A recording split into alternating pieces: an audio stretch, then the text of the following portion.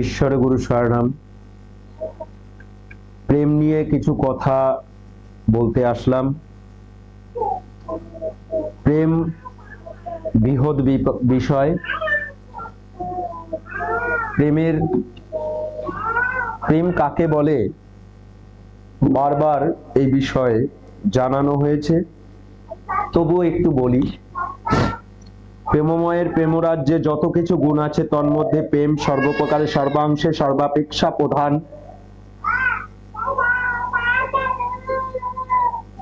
ভালোবাসা উন্নত পরিণতিকে প্রেম কহে, অর্থাৎ অপরকে আত্মায় সংলগ্ন করাকে বা অপরের সুখ দুঃখাতি অবস্থাতে আপনাকে উপনীত করাকে প্রেম কহে। যে গুণ থাকিলে মরিয়াও বাঁচে, আত্মাতে যাওয়ার, আত্মাতে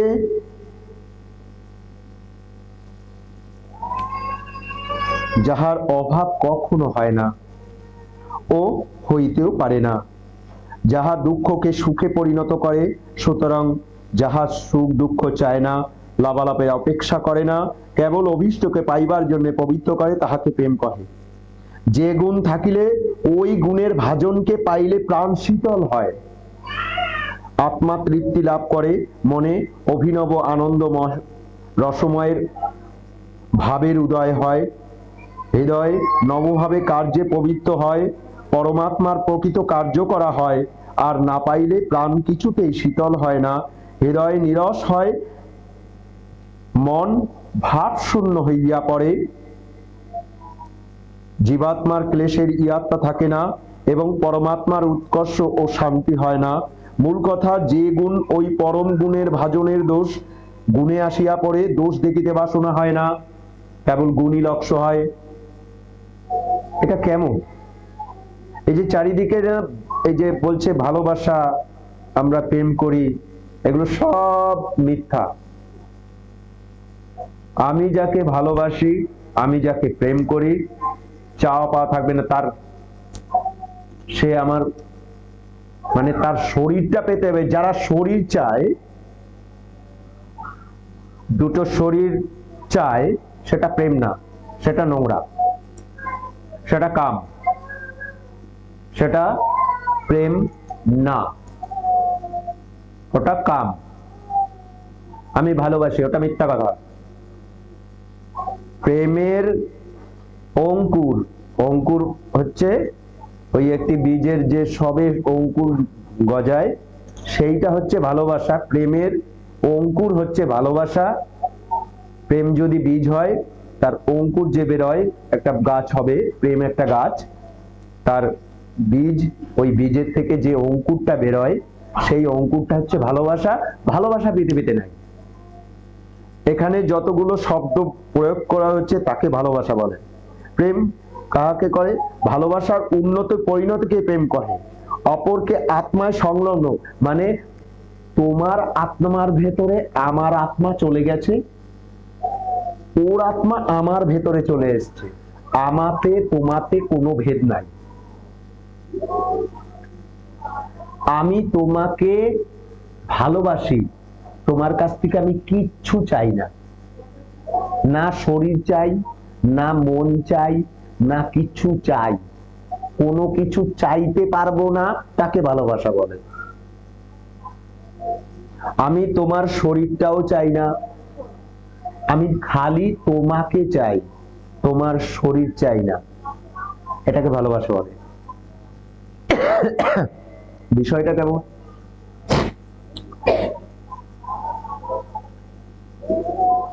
সে তার সুখে সুখ, তার দুঃখে দুঃখ, দুঃখিত আমি হব। যেমন গুরুদেবের পায়ে ব্যথা লেগেছে, মা আদরমণি ঘরে আছে, তার পায়ে অনুভব হয়েছে,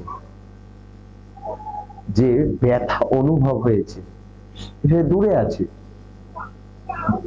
মা আদরমণি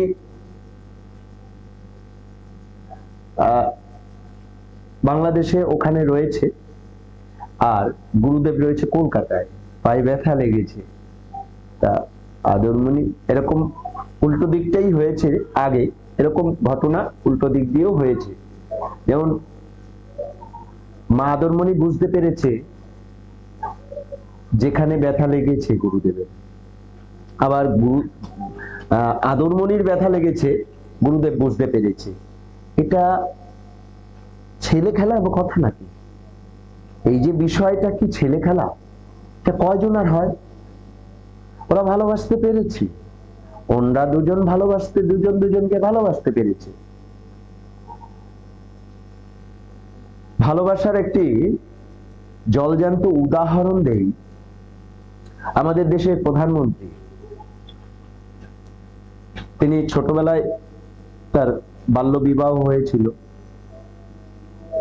তিনি ঘর করেননি, কিন্তু তার স্ত্রীর সম্মান তিনি দেন, তার স্ত্রী স্বামীর সম্মান দেয়, জীবনে শারীরিক সম্পর্ক হয়নি,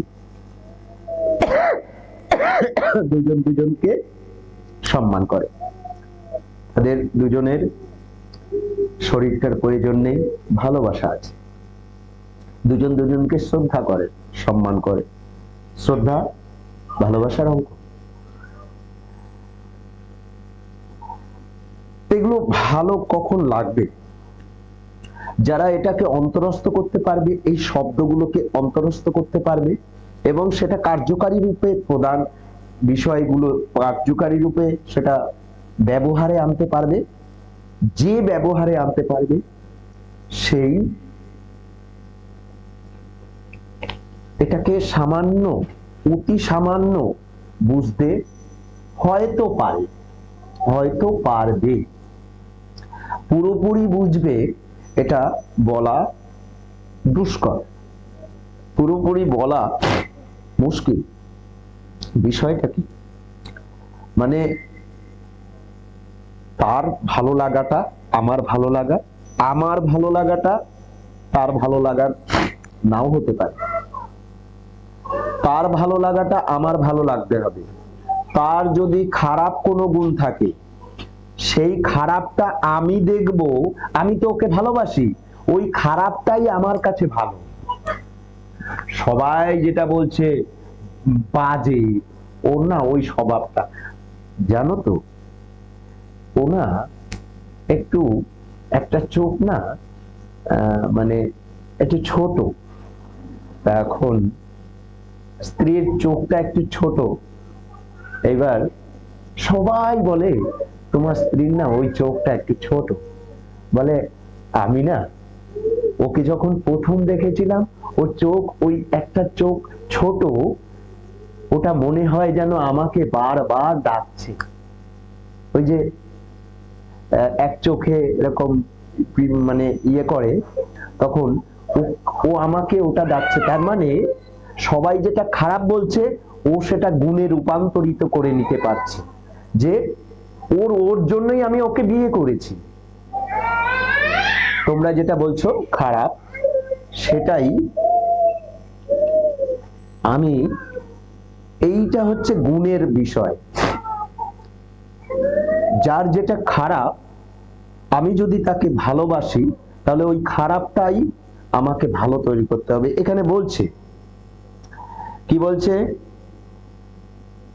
যে গুণ থাকিলে ওই গুণের ভাজনকে পাইলে প্রাণ শীতল হয়, আত্মা তৃপ্তি লাভ করে, মনে অভিনব আনন্দময় উদয় হয়, নবভাবে কার্যে পবিত্র হয়, পরমাত্মার প্রকৃত কার্য করা হয়। আর না পাইলে প্রাণ কিছুতেই শীতল হয় না, হৃদয়ে নিরস হয়, মন ভাব শূন্য হইয়া পড়ে, জীবাত্মার ক্লেশের ইয়াত্তা থাকে না, পরমাত্মার উৎকর্ষ ও শান্তি হয় না। মূল কথা ওই পরম গুণের ভাজনের দোষ গুণে আসিয়া পড়ে। যেটা দোষ সেটা গুণে আসিয়া পড়ে। গুণীর কাছে গুণী না হলে দোষকে গুণী করা যায় না। দোষকে গুণীর উপরে দেখা খুব উন্নত সাধক ছাড়া এটা অসম্ভব। তাই ভালোবাসা বুঝতে হবে, ভালোবাসা কাকে বলে, ভালোবাসা সত্যি কি পৃথিবীতে আছে? যে ভালোবাসার কথা এখানে বলা হচ্ছে, সেই ভালোবাসা কি পৃথিবীতে আছে? আমি সবার কাছে প্রশ্ন করতে চাই, চারিদিকে যে ভালোবাসার প্রেম করে, ভালোবাসা করে, যেটা চারিদিকে রয়েছে, সত্যি ভালোবাসতে চাও তাহলে তার কাছ থেকে কিছু চাইবে না, কিচ্ছু চাইবে না। যদি ভালোবাসতে চাও, চাওয়া পাওয়া থাকে না, লাভালাভের অপেক্ষা করে না। লাভ যেখানে খুঁজবে সেখানেই স্বার্থ থাকবে, স্বার্থ থাকলে ভালোবাসা থাকে না। কথিত হইতে পারে, যে কান্তিহীন দেহে কমনীয়তা কাঞ্চন যোগে পারে না, সেই রূপ প্রেম সাধনী আত্মায় উন্নতি। মানে প্রেমিক না হলে সে যেমন গুণী হতে পারে না, প্রেমিক না হলে কোনো গুণ তার ভেতরে প্রবেশ করে না। আর যে প্রেমিক যেখানে হাত দেবে সেখানে ওই পরশ পাথরের মতন নিজেকে পরশ পাথর তৈরি করতে হয়, লোহা সোনা হয়। গুরুদেব পরশ পাথর তো,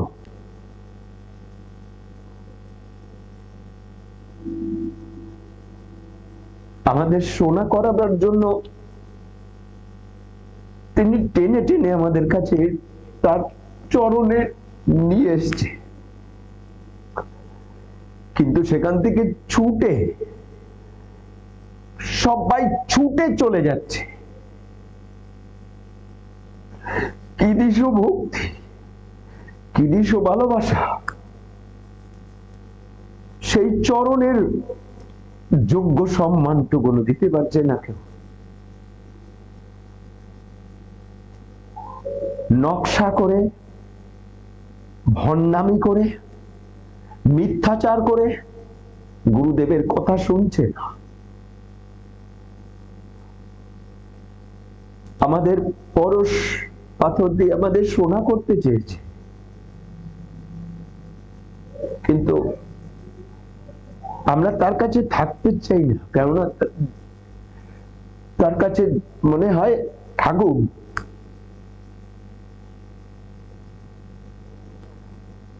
সে কতটা ভালোবাসে,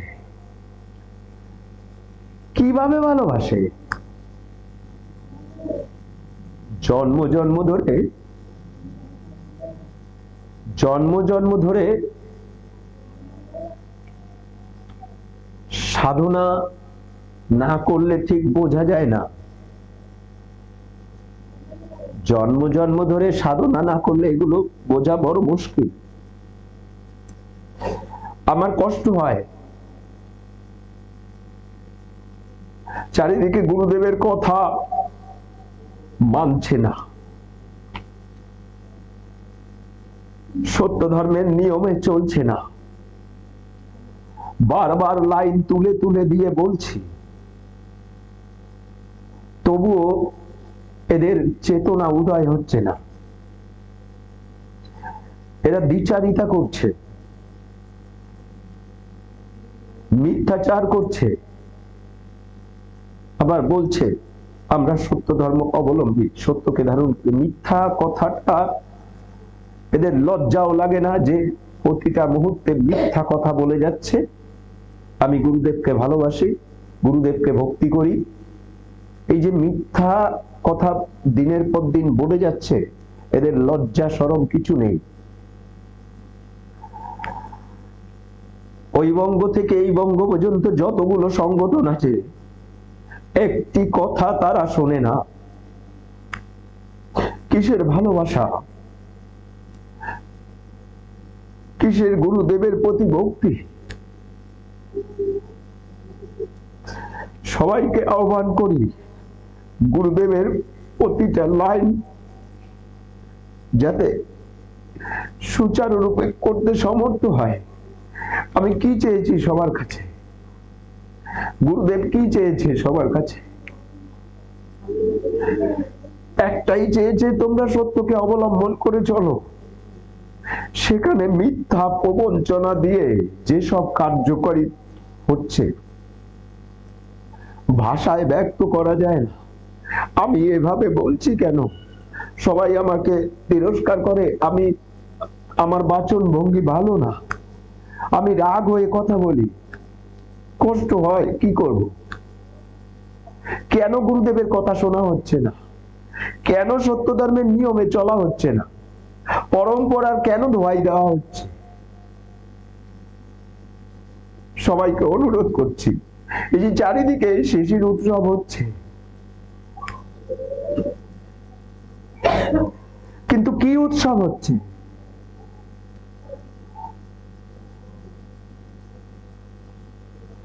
সত্য ধর্মের নিয়মে কাজ হচ্ছে না তো।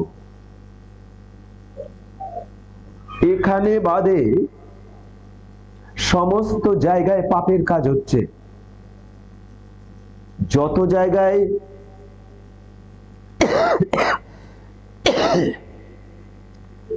জায়গায় উৎসব হচ্ছে, সমস্ত জায়গায় পাপের কাজ হচ্ছে।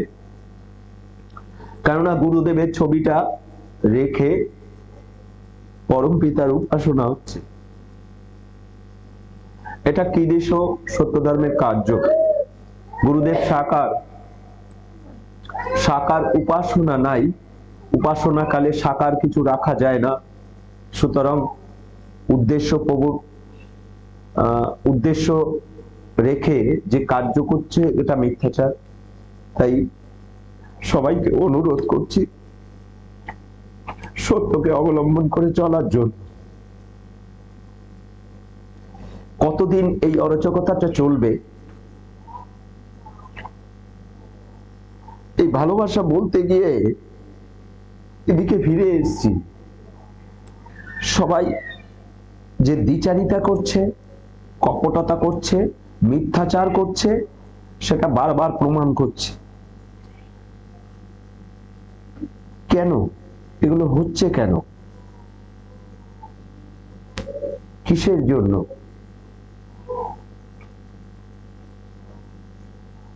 সামনের যারা আসবে, এখন হয়তো তুমি নাটকবাজি করে, মিথ্যাচার করে সবাইকে মগজ ধোলাই করে দিলে, কিন্তু আজকে না হলো কালকে তোমার পোল খুলবেই, তোমাকে গলা টিপে ধরবে। তুমি ইহলোকে থাকো বা পরলোকে চলে যাও, তোমাকে কেউ ছাড়বে না। যেমন আমি ছাড়ছি না মহাত্মা সুরেন্দ্রনাথকে, আমি ছেড়ে কথা বলিনি। তিনি সর্বনাশ করে গেছে, সত্য ধর্মের মূল সর্বনাশের কাণ্ডারি। এই যে সর্বনাশের কাণ্ডারি গুরুদেব, তিনি গুরুদেব চলে যাওয়ার পর তিনি এই সর্বনাশটা শুরু করে। আর মহাত্মা নিবারণ মাতাজি যদি ওনাকে ডেকে না আনতো, তাহলে এই সর্বনাশটা আর হতো না। কিন্তু মহাত্মা নিবারণ মাতাজি সবাইকে একত্রিত করবার জন্য তিনি এই কাজটা করেন।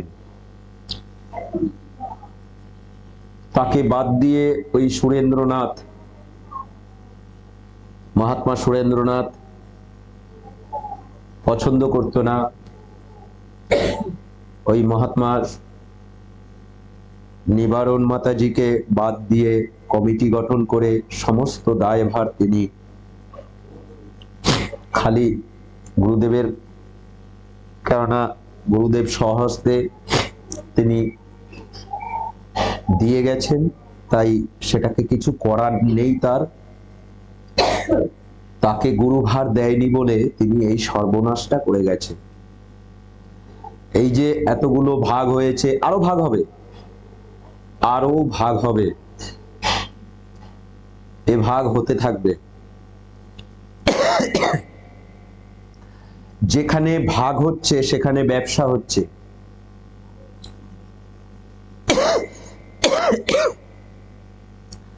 যেখানে ভাব হচ্ছে সেখানে ব্যবসা হচ্ছে।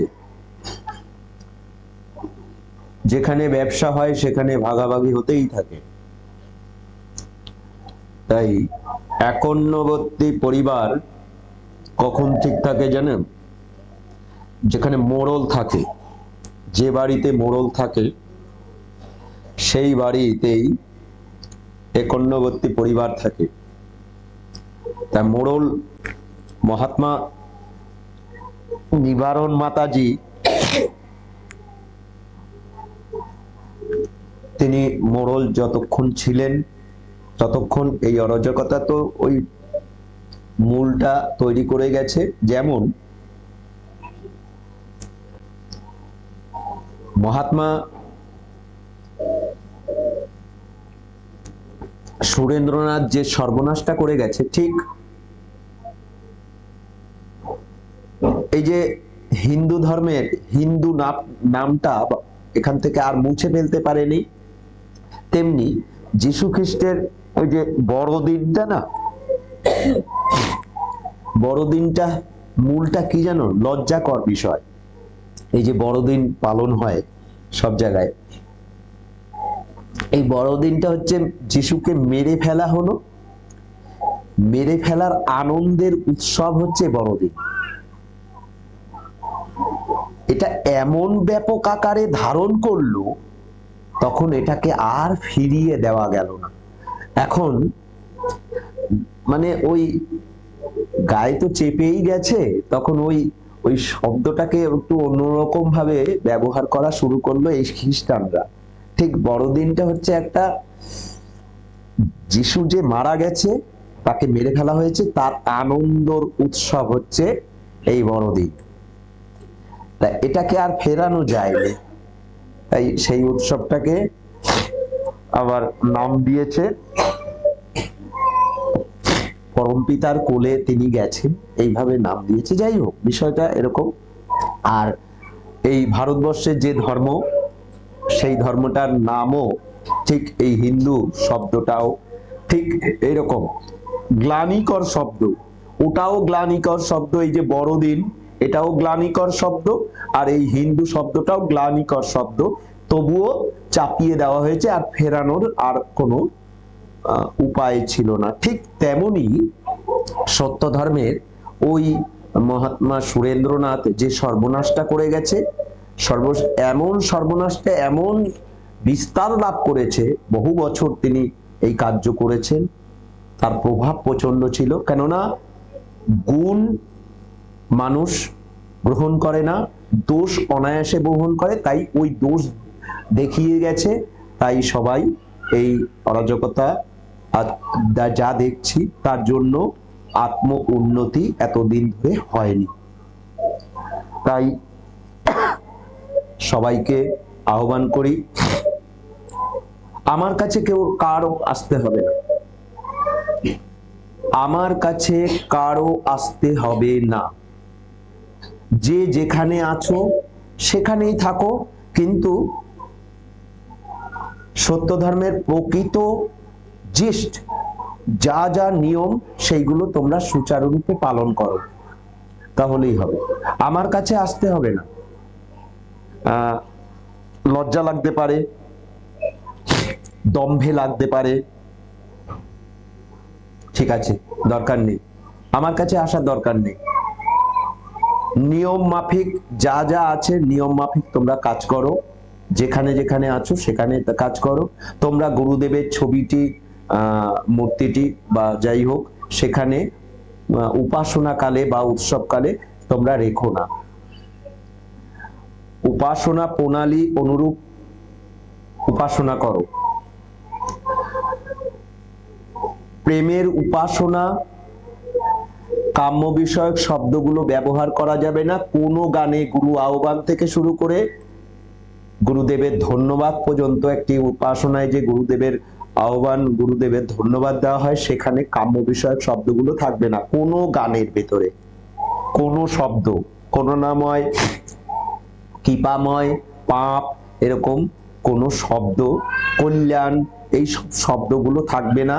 এইরকম গান রচিত করে সেগুলো করতে হবে। স্বীয় পাপের উল্লেখ, তজ্জন্যে আত্মগ্লানি ভোগ। প্রেমের উপাসনায় ওখানে প্রেমহীনতা হেতু আত্মগ্লানি ভোগ, এটা করতে হবে। গুরুকে দেখিবা মাত্র প্রদক্ষিণ করিয়া তিনবার প্রদক্ষিণ করিয়া চরণ স্পর্শ করতে হবে, এইগুলো যেন হয়। এবং গুরুদেব স্বহস্তে গুরু পূজা লিখে গেছে সমস্ত গান দিয়ে, সেগুলো ঠিক মতন করতে বলছি। আমার এখানে আসার দরকার নেই, এইগুলো করতে বলছি। এবং গুরু পূজা 3 বার করতে বলছি। পঞ্চসময় উপাসনা হয়, উৎসবে পঞ্চসময় উপাসনাটা যাতে হয়। 3 বার গুরু পূজা যেন উৎসবে হয়। যেমন এই উপাসনাটা শেষ হওয়ার পরে রাত্রে 11টার সময় আবার উপাসনায় বসা হবে। 4টে উপাসনা এখানে হয়, সমস্ত জায়গায় সেই 4টে করে উপাসনা করুক সবাই।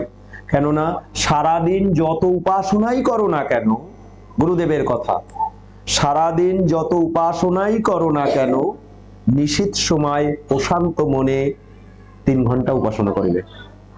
সুতরাং সারাদিন ধরে যা উপাসনা হয়েছে হয়েছে, কিন্তু রাতের ওই উপাসনা করতে হয়। তার মানে উৎসব ক্ষেত্র একটি শিক্ষা কেন্দ্র, সুতরাং এই শিক্ষা কেন্দ্রে সঠিক শিক্ষাটা দেওয়া প্রয়োজন। তাই সবাইকে বলছি এইভাবে কার্য করুক, ওখানে থেকেই কার্য করুক। আর বাড়িতে বাড়িতে কল্পিত দেবদেবীর ছবি মূর্তি যে রয়েছে সেগুলো ফেলে দিতে বলছি। সত্যধর্মীরা হিন্দু না, সত্যধর্মীরা অন্যান্য পৃথিবীর যতগুলো ধর্ম আছে কোনো ধর্ম সম্প্রদায়ের ভিতরে পড়ে না। সত্যধর্মীরা কেননা এটা পারলৌকিক ধর্ম, পরমপিতার একমাত্র অভিপ্রেত ধর্ম। পৃথিবীর সকল ধর্ম সাকারবাদ পূর্ণ, সাকারবাদ মিথ্যা, সত্য ধর্ম একমাত্র নিরাকারবাদ ধর্ম। কেননা আমি যদি মনে করি যে আমি পরলোকে গেলে আমি এই আচরণগুলো করব, এটা সাকারবাদ। মানে এখানে যা যা আমরা দেখতে পাই, যা বুঝতে পারি, যা এরকম অবয়ব মানে চেহারা এরকম হয়, ওরকম চেহারা ওখানে গেলেও ওই রকমই হাত পা, এর সময় এগুলো হয় না। যেটা হয় না, কেননা এখানে পঞ্চভূত দিয়ে আমাদের তৈরি, এই সব ভূতগুলো রেখে যেতে হয়, এখানে ফেলে দিয়ে চলে যেতে হয়। তাহলে দেহই যদি না থাকে, তাহলে ওখানে গিয়ে আমি, দেহ তো থাকছে না, তাহলে ওখানে আমি থাকছি আত্মা রূপে। আত্মা পরলোকের বিষয় হচ্ছে কঠিন আত্মা আর কোমল আত্মা। কঠিন আত্মা হচ্ছে পুরুষ বলা হয় আর কি, ওই কোমল নরম আত্মা আর শক্ত আত্মা কঠোর আত্মা, এই দুটো আত্মাই হয়। আর আত্মার উন্নতি কাকে বলে আর আত্মার অবনতি কাকে বলে? আত্মার উন্নতি হচ্ছে গুণের উন্নতিটাই হচ্ছে আত্মার উন্নতি। তখন দিশা খুঁজে পায়, দিশাটা খুঁজে পায় যে আমি কি করব। আর